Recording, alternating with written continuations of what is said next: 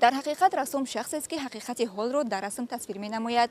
از دنیای تفکری بس و زیبای آن هر کسی چشم می‌دوزد برای خود چیزی پیدا می‌کند. اینک آزمون رسمی بهترین کودکانه در موضوع قاعده‌های بی‌خطری از سوختار که تشکیل راه‌اندازی گردید به قسم نهایی خویش رسید و پس از چند لحظه غالبان معین شده در وضعیت تنتنوی قدرشناسی خواهند شد. ما را همراهی نمایید.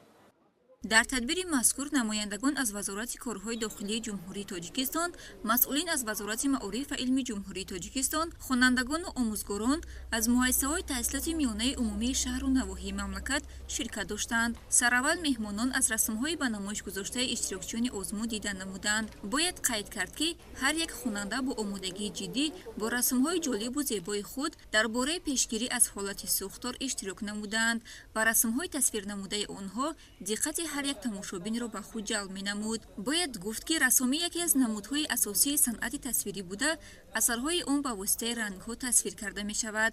صنعت رسامی واسطه مهم انعکاس و تفسیر بدیهی واقعیت بوده، به افکار و احساس بیننده تأثیر می‌رساند و دارای مندرجه خاص اجتماعی و وظیفه‌های گوناگون ایدئولوژی میباشد. 6 نفر از بهترین خوانندگان مؤسسه تحصیلاتی شهر ایسار از محفلچیان مرکز صنعت و ایجادی کودکان شهر در این موضع خوش‌آب و هوای تاجیکستان عزیز باغ ایرام اشتراک دارند و البته ما فکر داریم که در برابر دیگر کودکان، در برابر دیگر خوانندگان مؤسسه‌های تحصیلاتی کشور، خوانندگان ما هم جای افتخاری را اشغال می نمایند.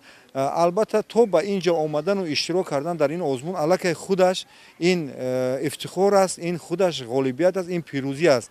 یکی از اشتراکچی دور نهایی آزمون عایشه خان حمیدووا و خواننده صنف هشتم تعلیمگاه رقم 26 ولایت سوخت می باشد.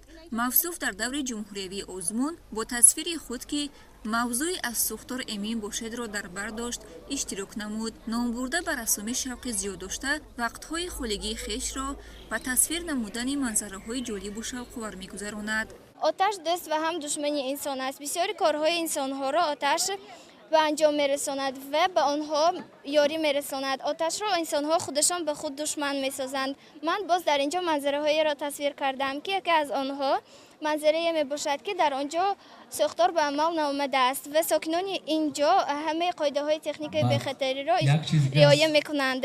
حیات هر یک شخص در دست خود است، یعنی ما باید انتخاب کنیم که چگونه حیات به سر بریم.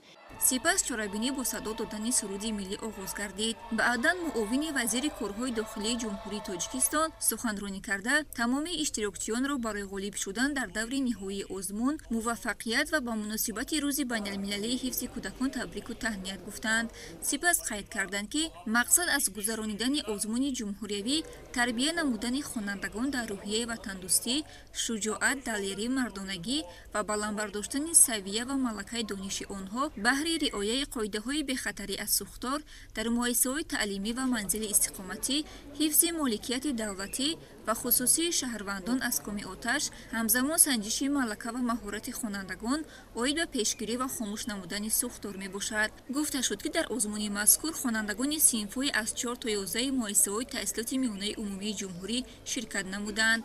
در این برابر دیگر مهمانان نیز برآمد کرده دایر بر رعایت قاعده‌های بی‌خطری و پیشگیری از سوختار معلومات مختصر و پیشنهادی حاضرین نمودند. لازم به ذکر است که در دور نهایی آزمون جمهوری رسمی بهترین کودکانه در موضوع قاعده‌های بی‌خطری از سوختار زیاده از 100 نفر خوانندگان مؤسسه‌های تعلیمی جمهوری اشتراک نموده محصول ایجادی خود را به اعضای حکمان پیشنهاد نمودند.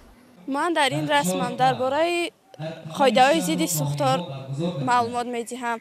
مقصد من در این از کشیدن این رسم و اشتراک کردن در این آزمون‌ها این است که دیگر نسل نورس و کودکان و نورسان آگاهی دهیم که به قاعده‌های ضد سوختار را رعایت نمایند.